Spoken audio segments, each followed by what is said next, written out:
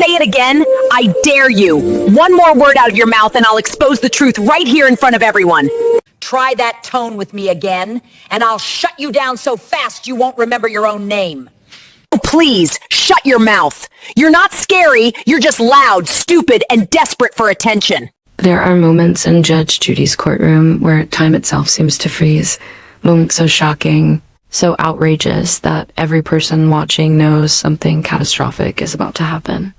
Today was one of those moments because on this quiet Tuesday afternoon, an entitled woman walked into Judge Judy's courtroom and made a mistake so big, so unbelievably stupid, that it blew up her marriage, her wealth, her reputation, and her entire identity, all in under 40 minutes. It all started with 5 words. 5 words that would cost her more than her designer wardrobe, more than her husband's business empire. 5 words that would follow her for the rest of her life. But before those words were spoken, the chaos had already begun.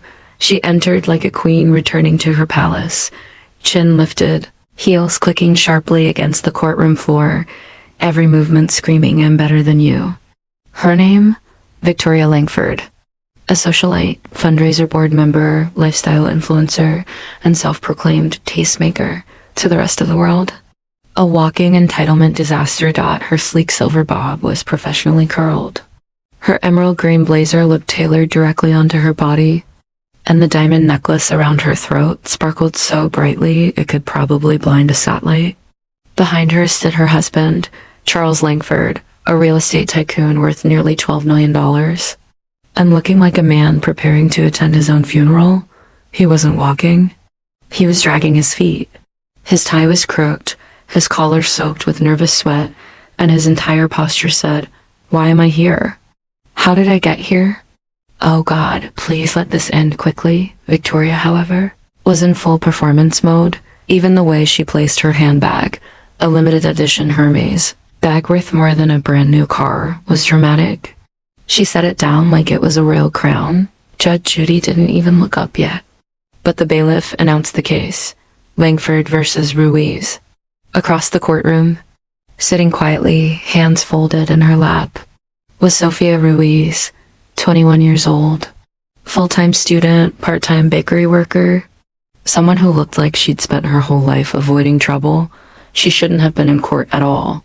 But Victoria had dragged her here, not only refusing to take responsibility for what she'd done, but doubling down with a countersuit so outrageous that even the clerk who typed it raised an eyebrow. Victoria claimed she was emotionally traumatized by Sophia, that the barista had verbally attacked her, that she had thrown herself into a hot drink to frame Victoria, that the entire incident was a setup orchestrated by poor people to get rich off hardworking elites.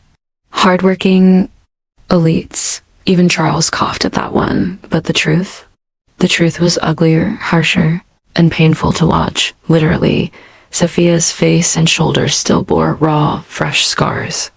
Pink, raised, painful-looking marks, the kind of burns that don't fade overnight, the kind that demand medical care, the kind that change a person's confidence.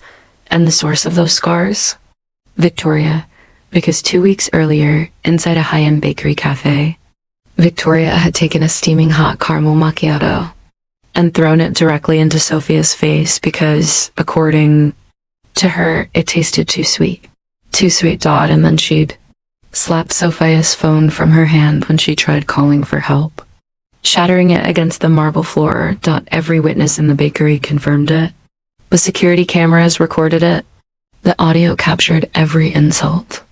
But Victoria still insisted she was the victim, and now Judge Judy was about to hear the case. Asterisk. Judge Judy finally lifted her gaze. Her eyes landed on Victoria, sharp, cold, assessing. "Good afternoon, Mrs. Langford." Victoria didn't respond with a greeting, didn't nod, didn't look respectful. Instead, she checked her diamond-encrusted watch and said, "Judge, I really hope we can wrap this up fast. I have a fundraiser luncheon at 4 o'clock, and being late is simply not an option." The entire courtroom shifted. Judge Judy blinked once, very slowly. "I wasn't aware your social schedule dictated the court's timing," she said flatly. Charles stepped closer to his wife, whispering urgently, "Victoria." "Please." She swatted his hand away like he was a fly. "Sophia." Sitting quietly beside her attorney, swallowed hard, Judge Judy continued, voice firm. "You're here today because you allegedly threw hot coffee at Ms. Ruiz, causing significant injury. How do you respond?" Victoria let out a laugh, a sharp, dismissive laugh that echoed through the courtroom. "Respond? There's nothing to respond to. That girl," she jerked her thumb toward Sophia, "ruined my entire afternoon with her incompetence. She made my drink wrong 3 times. 3 times. I was under stress. I reacted. It happens." Sophia's eyes glistened, but she didn't look away. Judge Judy's eyebrow twitched. "It happens?" She repeated slowly. Victoria folded her arms proudly. "It does when you pay for premium service and get treated like you're at a gas station cafe." Charles shut his eyes. Hard. Judge Judy turned toward Sophia. "Miss Ruiz, please tell me what happened." Sophia took a breath. Steady, shaky, brave. Ma'am, I made her drink the way she asked. She kept saying it wasn't right. She called me stupid, told me people like me shouldn't work in customer service, said I should go back home, even though I'm from here. I tried to stay calm, I tried to fix it, and then she just threw it at me." Her voice trembled. It felt like my skin was melting. Victoria snorted. "Oh, please. The coffee wasn't even that hot. She's exaggerating for money. It's pathetic, honestly." Gasps filled the room. Judge Judy's gaze sharpened like a blade. "Mrs. Langford," she said, her tone dangerously calm. "We have video evidence." Victoria smiled smugly, "and it will show exactly what I'm saying." But Charles knew better. He whispered, "Victoria, maybe we should settle." She snapped her head toward him. "Stop talking. You're embarrassing me." Judge Judy tapped her pen once. "Let's roll the footage." The lights dimmed. The screen lit up. And the room went dead silent. Asterisk Victoria, on screen, was a hurricane of entitlement. Her voice, caught by the audio, was venomous. "Do you even understand English? Are you purposely ruining my order?" Sophia, calm, respectful, apologetic, tried to ask what was wrong. Victoria stepped closer. "You're wasting my time. I don't pay taxes so you people can stand around being useless."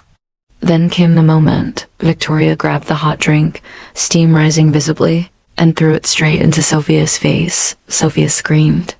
Customers rushed to help her. Ice, towels, panicked and Victoria. Victoria just adjusted her jewelry. Then, when Sophia tried to call for help, Victoria slapped the phone away. "Don't even think about calling anyone, sweetheart. I can get this whole place shut down with one phone call. My husband runs half this city." The video ended. The screen went black. The courtroom was silent. Even the air felt frozen. Victoria, unbelievably, rolled her eyes. "Oh, please. That's still not the whole story." Judge Judy inhaled once, long, slow, controlled. "Mrs. Langford," she said quietly, "I'm giving you one chance, to apologize to Ms. Ruiz." Victoria lifted her chin. "For what?" "For being honest." Charles whispered, trembling. "Victoria." "Stop." But she did in single quotes T. She stood up. And the arrogance dripping from her voice electrified the room. "What's wrong?" "I didn't do anything. She should apologize to me. I got caramel all over my $4,000 blazer." The audience gasped. Judge Judy's expression didn't change. Her voice was colder now. "I'm warning you, Mrs. Langford. One last chance." Victoria took a step forward. Smemeyer Ked. Opened her mouth. "Oh," and spoke the first 4 parts of the 5 words that would end her world. "Judge Judy. You don't..." The courtroom fell silent as Judge Judy's eyes narrowed, locking straight onto Emily, the senator's daughter, who still wore that smug, privileged smirk. "Step forward," Judge Judy ordered. Emily hesitated, clearly not used to being spoken to like that. She glanced at her father, expecting him to speak on her behalf. But even he looked nervous now. Your Honor, maybe we can't..." "No," Judge Judy snapped. "Sit down. I'm talking to her." The senator froze. Emily stepped forward, arms crossed. Attitude still dripping from every movement. Judge Judy leaned back slightly, studying her like she was a puzzle. You think you're special? Judy asked calmly. Emily scoffed. Well, I am the daughter of Stop. Judge Judy's voice cut through the room like a blade. Your father's title isn't a shield you get to swing around like a sword. Not in my courtroom. Emily's confidence cracked just a little. Judge Judy continued. Do you know why you're really here? Not because of the damage you caused the driver's car. Not because you insulted him. But because you think the rules don't apply to you. The entire courtroom watched as Emily's smirk faded. Judge Judy tapped her pen. You're 17. At this age, you should be learning responsibility, not entitlement. Emily's eyes dropped. You pushed an innocent man, yelled at him, and bragged about who your father is. That behavior? Judge Judy shook her head. It tells me one thing: you've never heard the word no in your life. The senator shifted uncomfortably. Judge Judy turned her attention to him. And that's your doing. Children aren't born entitled. Adults teach them. He swallowed hard. Then she looked back at Emily. You owe the plaintiff an apology. A real one. Not the kind you give when you're forced. The kind that shows you understand what you did. Emily's voice cracked. But I didn't mean, yes, you did, Judge Judy said gently but firmly. And now you mean to fix it. There was a long silence before Emily finally raised her head, her voice shaking. I'm sorry, she whispered. I shouldn't have spoken to you like that. I shouldn't have acted like I was better. The plaintiff, still emotional, nodded. Judge Judy didn't smile, but her tone softened. Good, that's a start. Then she added, you'll pay for the damages. Full amount. No exceptions. Emily nodded quickly.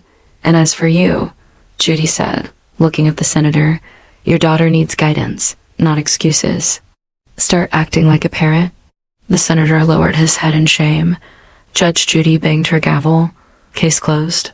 The moment echoed through the courtroom sharp. Final, unforgettable. Judge Judy had already struck the gavel. But the story in that courtroom was far from over. Emily wiped her eyes quickly, embarrassed that anyone had seen her cry. Cameras clicked from the press section, quiet but constant. Being a senator's daughter meant every mistake she made had a spotlight waiting for it. The bailiff opened the gate. You can step down. Emily took a shaky breath and began to walk back toward her father. But Judge Judy's voice suddenly sliced the air again. Not you. Sit. Emily froze mid-step and slowly lowered herself into the witness chair again. The senator looked confused, unsure whether to approach or sit still like a schoolboy caught cheating on a test. Bailiff, Judge Judy said, clear the courtroom. Gasps rippled through the room. Clearing the courtroom wasn't normal, not unless something serious was about to go down. The spectators shuffled out reluctantly, some whispering about what might happen next. The senator tried to protest. Your Honor, is that necessary? For once in your political life, Judge Judy cut him off. Listen instead of talking. He closed his mouth instantly. Within a minute, the courtroom was empty except for the judge. Emily, her father, the bailiff, and the plaintiff, who quietly waited with his head lowered, unsure why he'd been allowed to stay. Judge Judy leaned forward, folding her hands. I'm clearing this room because the lesson your daughter needs is not for public entertainment. It's for character. Emily stared at the floor. Emily, Judge Judy said, I want you to look at the man you hurt. Slowly, she lifted her eyes. The plaintiff, a thin, exhausted delivery driver named Mr. Lewis, met her gaze. His eyes were warm, but tired in a way Emily had never seen before. Tell her, Judge Judy said softly, what her tantrum cost you. Mr. Lewis hesitated. He glanced at Emily, then at the senator, then back at the judge. Your Honor, I don't want trouble. This isn't trouble, Judge Judy assured him. This is truth. He nodded faintly. My mother, he began, voice low, is on dialysis. I'm her only driver to the hospital. When your daughter hit my car, I missed her appointment. Emily's chest tightened. I didn't know. You didn't ask, Judge Judy said, sharply. Mr. Lewis continued. The doctor said missing 2 sessions in a row could lead to complications. I almost lost her that day.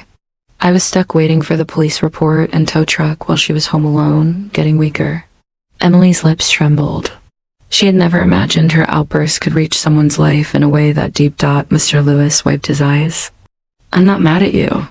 But it hurt. It hurt a lot. Emily whispered, I'm sorry. I really am. I wish I could go back. Judge Judy shook her head. You can't go back. But you can go forward differently. Emily nodded, tears slipping down her cheeks again. The judge turned to the senator.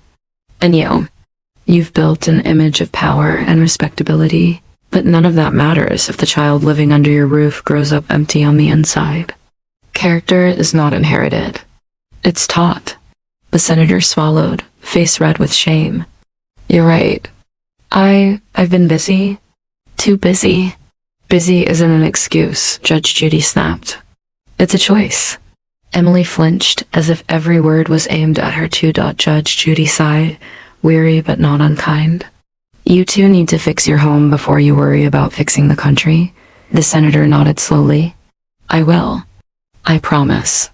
Then Judge Judy spoke directly to Emily again. Stand up. Emily obeyed. You're going to do two things, Judge Judy said. First, you'll compensate this man fully. No arguments. I will, Emily whispered. And second, Judge Judy added, you're going to spend the next 2 weeks volunteering at the dialysis center your actions affected. You will see the people who fight for their lives every day, and you'll understand how fragile humanity truly is. The senator blinked. Your Honor, 2 weeks. Silence, she barked. Or I'll make it a month.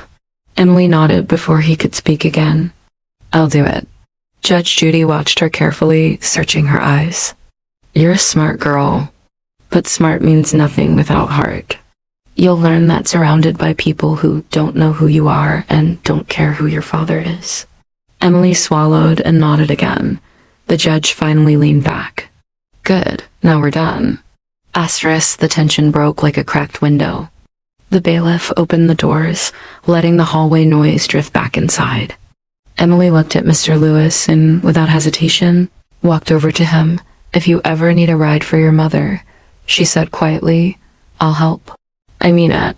Mr. Lewis smiled, touched. Thank you. That's kind.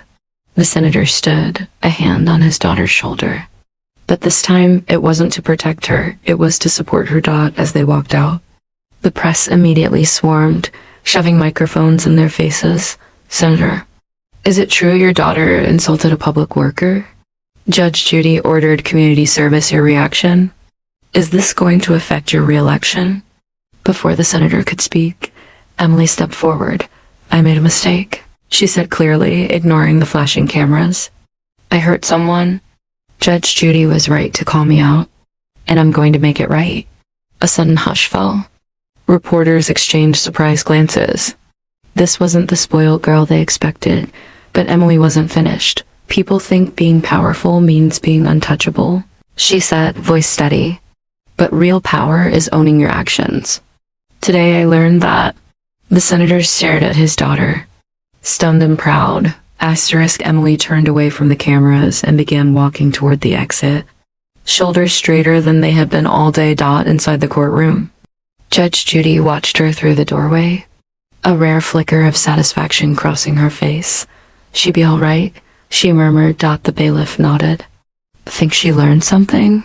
Judge Judy smirked. Oh, she learned everything she needed. And for the first time since the hearing began, Judge Judy allowed herself a small smile, one that only appeared when justice wasn't just served, but understood. Emily stepped out of the courthouse, thinking the chaos was finally over, but she was wrong. Outside, the world was waiting for her like a storm. Cameras flashed. Microphones swung toward her. People yelled questions she wasn't ready for. Her father tried shielding her, but Emily stepped forward, lifting her chin. She had already faced Judge Judy. This crowd felt easier in comparison, but on the far end of the stairs, she noticed something strange. A girl around her age stood silently, holding a phone, recording, not for gossip, not for news, but with a look on her face that Emily couldn't read. Sadness? Anger? Hurt? Then the girl spoke loud enough for Emily to hear. Must be nice, the girl said bitterly, to get away with everything because you're rich. Emily froze. Her father tugged her arm. Ignore it. Keep walking. But Emily couldn't, not anymore. She stepped toward the girl. Reporters gasped, turning their cameras quickly. What did you say? Emily asked gently. The girl glared. I said it must be nice. You can ruin someone's day, ruin someone's life even, and you still get cameras protecting you. Reporters chasing you like you're some hero. Emily didn't defend herself. She didn't argue. She just listened. Asterisk, what's your name? She asked quietly. Lena. I'm sorry, Lena, Emily said. Whatever you think of me, you're not entirely wrong. I was acting like someone who never had consequences. But today I learned I was wrong. Lena held her phone lower. Her anger softened, but only a little. People like me don't get second chances. My mom works 2 jobs. My brother's in the hospital right now. We don't get any Judge Judy speeches or fancy lawyers. Emily swallowed hard. I didn't either today. Lena snorted. Still privileged. Maybe, Emily admitted. But I'm trying to change that. Starting now. For a moment, Lena studied her, trying to figure out whether this was scripted or real. It won't matter, Lena said finally. People like you forget after the cameras turn off. Emily stepped even closer. Then watch me. Hold me accountable. Asterisk, a stunned silence fell over the crowd. Even her father stared at her like he was seeing her for the first time. Before Lena could respond, security moved in, pushing the reporters away. The moment was over, but it left a mark on Emily, a new weight, a new sense of responsibility.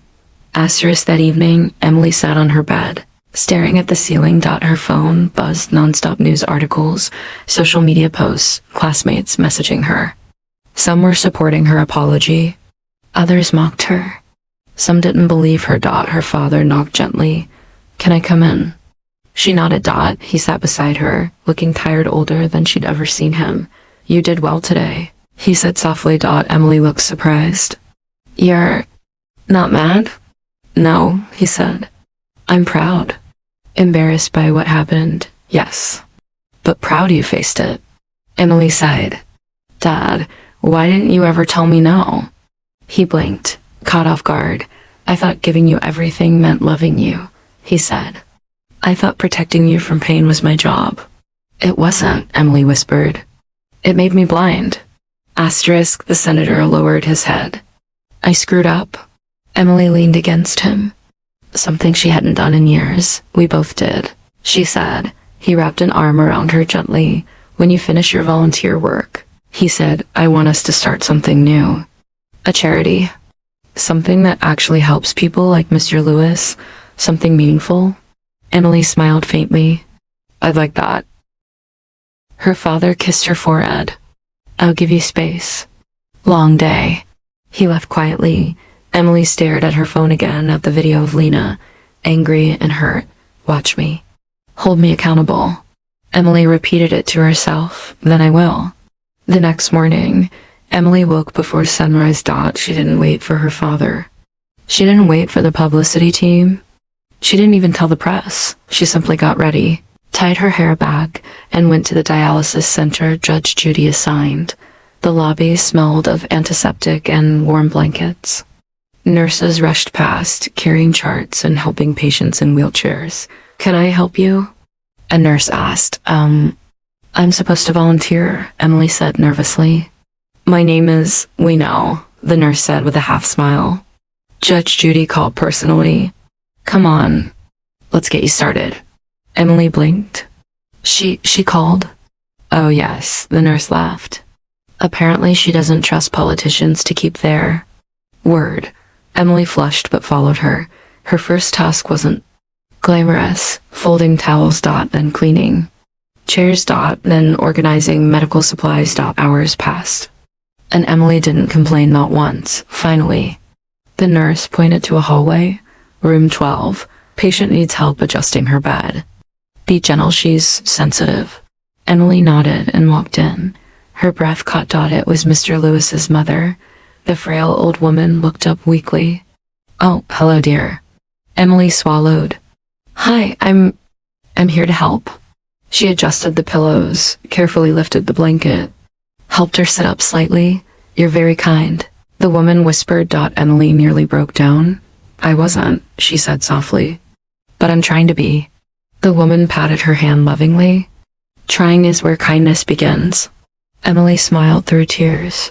"Do you want to talk?" The woman asked so Emily pulled up a chair. They talked for an hour about life, mistakes, forgiveness, growth. And for the first time in her life, Emily felt human, not privileged. Not untouchable. Just human. Hours later, as she left the center, she heard footsteps run toward her. It was Lena, breathless, holding her phone. "What are you doing here?" Lena asked. Emily shrugged. "Learning. Without cameras?" "Yeah," Emily said with a small smile. "Some lessons aren't for show." Lena stared at her. For the first time, the anger in her eyes faded completely. "My brother's inside," Lena said softly. "Kidney issues." Emily's eyes widened. "I'm sorry. Is he okay?" "He will be," Lena said. "But seeing you here, I didn't expect that." Emily exhaled. "Me neither." The two girls stood silently for a moment. Then Lena extended a hand awkwardly. "Maybe we could talk sometime?"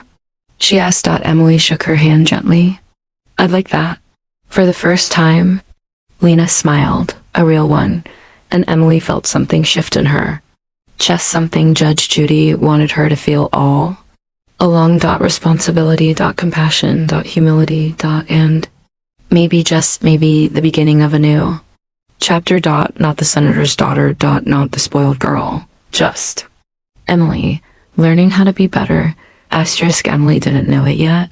But the next chapter of her life was going to be the hardest and the most important. The day after meeting Lena at the dialysis center, Emily returned again, this time earlier than the nurses expected. She wore the same plain sweatshirt and jeans, her hair in a simple ponytail. No cameras, no security, no father, no excuses. Just Emily. When she walked into the center, Nurse Jenna raised an eyebrow. "You're back early." "I wanted to be," Emily said with a shy smile. Jenna smirked. "Good, because we've got a mountain of work today." Emily rolled up her sleeves. "Bring it on." The day began with small tasks: wiping down machines, arranging patient files, helping elderly patients steady themselves as they moved from wheelchairs to treatment chairs. But midway through her shift, a commotion erupted near the entrance. A woman in her mid-30s was pacing frantically, tears spilling down her cheeks. A young boy, maybe 10 years old, sat weakly on the bench beside her, looking pale, clutching his stomach. "We've been waiting an hour," the woman cried. "Please, someone help him." Jenna rushed over. "Ma'am, I'm sorry, we're short-staffed today." "I'll check for an available nurse." Emily stepped forward before thinking. "I can sit with him," she said, "until a nurse is free." The woman looked uncertain. "I don't know." Jenna nodded. "It's okay. She's been helping us all week." Emily knelt in front of the boy. "Hey, I'm Emily." The boy blinked weakly. "Sam." Emily smiled softly. "Can I sit with you for a bit, Sam?" He nodded. Emily sat beside him, quietly rubbing circles on his back. Something instinctive she didn't even know she knew how to do. Sam eventually leaned against her shoulder, exhausted. What's wrong with him? Emily whispered to his mother. "Kidney failure," the woman said, voice shaking. "He's been on a list for months, and today he woke up worse than usual." Emily's heart squeezed. "I'm sorry." The woman wiped her eyes. "It's just, some days it feels like we're invisible." Invisible? That word hit Emily like a punch, because for most of her life, she had been the opposite: too visible, too loud, too privileged, too protected, and the people suffering most were the ones no one ever looked at. Emily swallowed hard. "You're not invisible now." The woman stared at her like the words mattered more than she expected. Minutes later, Jenna returned with a wheelchair. "Okay, Sam, we're taking you in now." Emily gently helped him up. The boy squeezed her hand before letting go. "Thanks," he whispered. Emily nodded, blinking back tears. You're welcome. When her shift ended, Emily found Lena waiting outside again, this time not angry or guarded, but thoughtful. You came back, Lena said. I told you I would, Emily replied. Lena bit her lip. You're different than I thought. Emily laughed lightly. I'm different than I thought. They walked toward the bus stop together, not planned, but natural. So, how's your brother today? Emily asked. Stable, Lena said. He had a tough night though. Emily nodded. If you need help with anything at all, tell me. Lena eyed her skeptically. Careful. I might actually take you up on that. Emily smiled. Good. They stood quietly as cars rushed by. People online are still talking about you, Lena eventually said. Some think you're pretending? Emily inhaled deeply. Are you one of them? Lena shrugged. I was. But I saw you today. And yesterday. And you didn't announce it on the news. You weren't acting. Emily looked down at her hands. I don't want to be that person anymore. Lena nudged her shoulder gently. Then don't be. That night, Emily returned home exhausted, but a good kind of exhausted.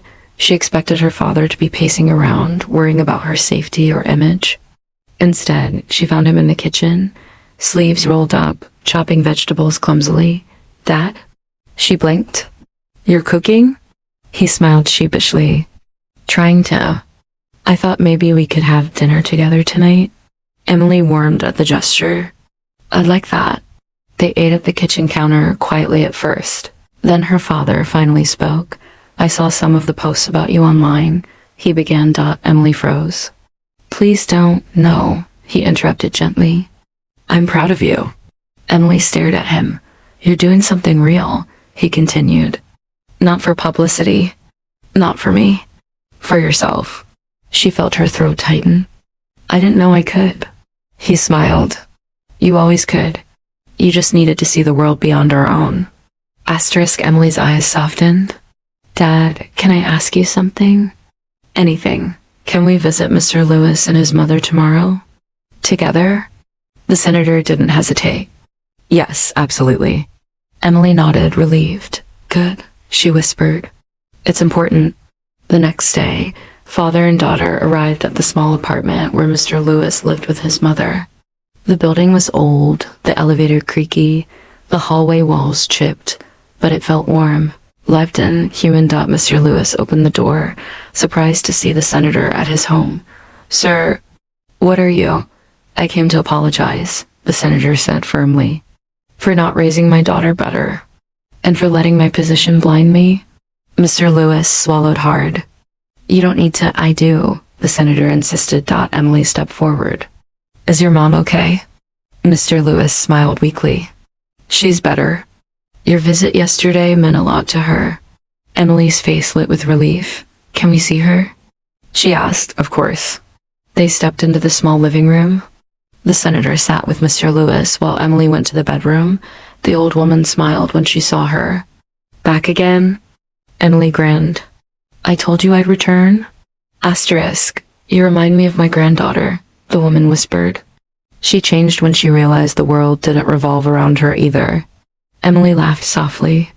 Judge Judy helped with that? Oh, Judge Judy doesn't play games, the woman chuckled. Emily sat beside her again. Thank you, the old woman said suddenly. Emily blinked. For what? For not saying the same. When they left the apartment, the senator draped an arm over Emily's shoulder. Tomorrow, he said, we'll start that charity work. Emily nodded. But I want Lena involved too. And Mr. Lewis, and Sam's family. The senator squeezed her shoulder proudly. Then we'll make it happen. They stepped out into the sunlight. Emily wasn't the same girl who had walked into Judge Judy's courtroom. She wasn't the spoiled daughter of a powerful man. She wasn't the girl who thought she could get away with anything. She was someone new.